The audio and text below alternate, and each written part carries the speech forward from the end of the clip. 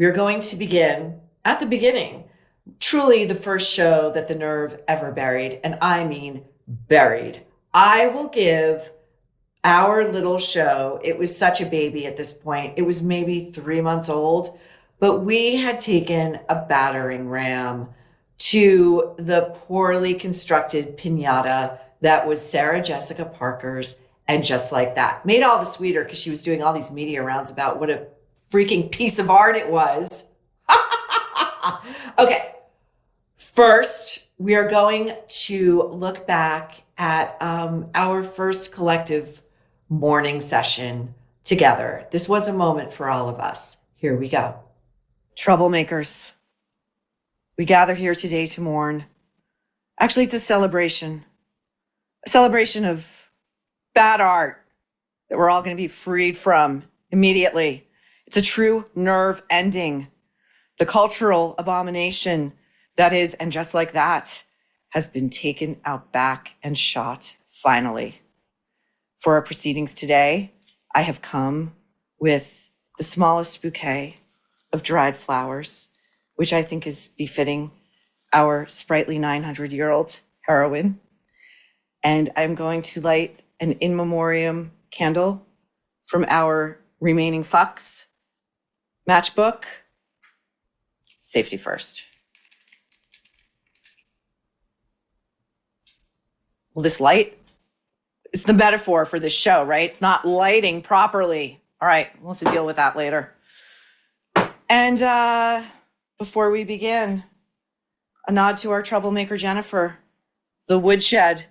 We are opening it wide, wide, wide for all of these carcasses. Let's go.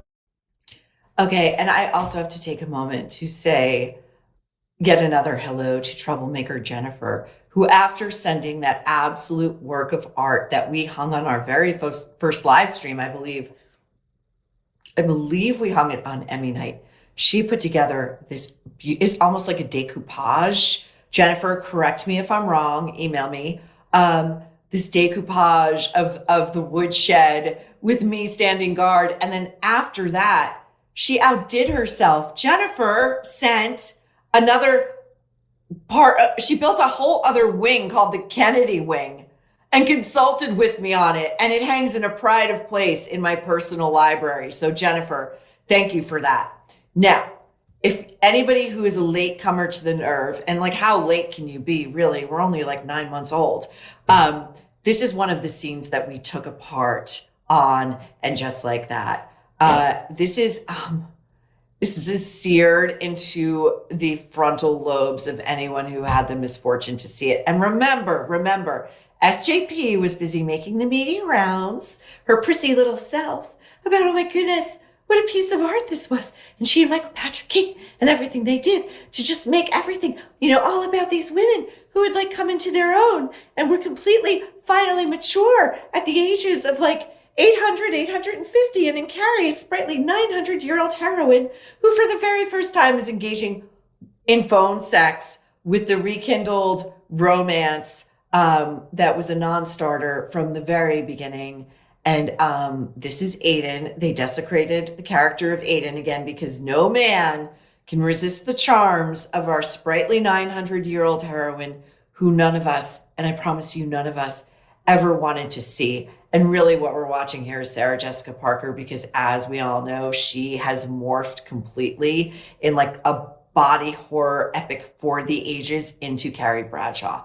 So SJP, for legal reasons, I'll say as Carrie Bradshaw, is masturbating in bed to a late night booty call from the boyfriend who told her that they were going to be physically back together in 5 years' time. They spiritually were still together from now until 5 years' time, even though per his edict, they were not allowed to speak on the phone or email or text, let alone see each other in person. But one night he got drunk and horny. And hey, his teenage son, Wyatt, who he's going to reference here, may or may not be a school shooter. But what does Aidan give a shit? He's horny and drunk in the middle of a field in Virginia somewhere. Here we go. Okay, today, I don't want to waste this buzz on him. I want to talk about you. My kid. Fuck that kid. Can men ache? Oh, this man can. And does, no shit. I ache. If I was there right now, I'd be touching you the way you like. You remember how you like me to touch you? I do. Touch yourself. Oh God, please do not. Touch yourself. Be me. For me. Michael Patrick King hates Sarah Jessica Parker. This is such a humiliation. I am. Oh, you know how much I love you, Carrie. I love you.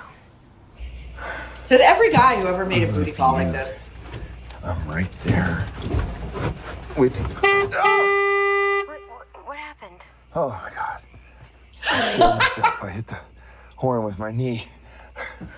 I think I might have shit my pants a little. No. Hilarious. Hey, so hot. Don't break the mood. It's so fucking hot. Come on. We can get Right. Can we? Yeah, come on. I need And there he goes. He flipped his hand. Oh my God. That, again, Sarah Jessica Parker would have you believe that this iteration of Sex and the City, especially season 3 and a scene like that, is, on par with the great romantic screwball comedies of Hollywood's golden age. It's bringing up baby. It's His Girl Friday. It's The Thin Man. Really? Okay. Now, I will give And Just Like That credit for one thing. Our absolute abiding hatred of everything this series represented and claimed to be resulted in, I think, some real creativity. And, we don't have me in a pizza hat without Sarah Jessica Parker gallivanting or galloping throughout Washington Square Park in a version of the Holly Hobby hat that she allowed the stylists on that show, the so-called stylists, to tell her was like the height of avant-garde fashion. Pat Field would never. Now, this clip is also notable because it's one of Tim, the celebrity makeup artist's earliest appearances on screen. And we're talking about the final episode, which, here we go. It's clear that they had to do a lot of just chopping up in the editing to make this feel like a series finale rather than a season finale. As others have pointed out online, HBO didn't even do them the courtesy of changing the description in the show notes when you go to stream it from season finale to series finale. So HBO was shivving them. We're not even going to give you the pretense of being able to say, you came to us and said, we're such artists and we're so pure in our intentions. You could throw us buckets more millions, but we cannot do any more with these characters. We must leave their integrity intact. That's HBO saying, no way, sister. No way, MPK. We run the show. We fired you.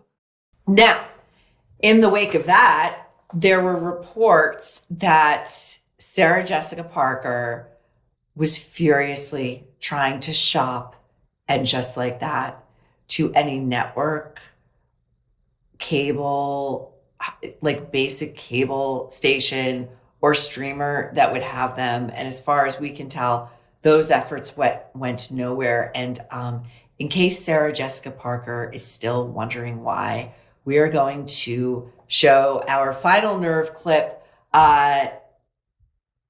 assessing this corpse, really doing the autopsy and the post-mortem. Here we go. Just to get back for a moment to what trash people these are who are creating the show and writing it and producing it. And, again, if SJP is she's basically the co-creator at this point with MPK, they're always talking about how they work in tandem as a team.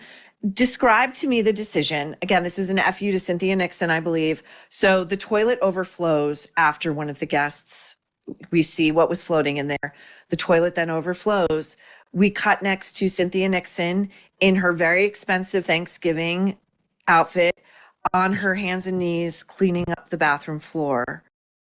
And, listen, there's no love lost here at the Nerve for Cynthia Nixon, who, as we reported here, what was going around was that HBO indeed had And Just Like That on the bubble, because hate watch is a hate watch. Eyeballs are eyeballs, which translates to money. But once Cynthia Nixon was seen on her Instagram on a boat in Montauk or off Montauk, smugly sporting a red baseball cap that read, "Make abortion great again," the execs at HBO were like, that's it, they're done. And they are all trash people in my estimation, because you know what they did to the viewers? We at least had the decency here at the Nerve to cover up what was in that toilet bowl, but they showed it to all of their loyal viewers. It was a floating turd. And there was a close-up that went on for, it never should have been shown in the first place, but I believe that was MPK and SJP telling the viewers what they really thought of all of us, because we just didn't get the great art that they were busy over there making. As we get older, our bodies naturally produce less collagen, and that impacts everything from joints and recovery to hair, skin, and nail health. The good news is that there is a product that can help. Bubs Naturals Collagen Peptides. Taking Bubs daily can help with stiffness, with a better recovery after workouts, and healthier skin. It's easy to use. Just mix it into your morning coffee. It dissolves instantly with no taste or grit. What really sets Bubs apart is how clean it is. No sugars, no fillers, third-party tested, sustainably sourced, and the brand gives back, donating 10% of profits to charity in honor of Navy SEAL Glenn Bub Doherty. It is a product that actually stands for something. Live better longer. For a limited time only, Nerve listeners are getting 20% off at Bubs Naturals. Just use code NERVE at checkout. Head to Bubs, BUBSnaturals.com, and use code NERVE. You're all set. After you purchase, they're going to ask you where you heard about them. Please tell them you are a troublemaker and that the Nerve sent you.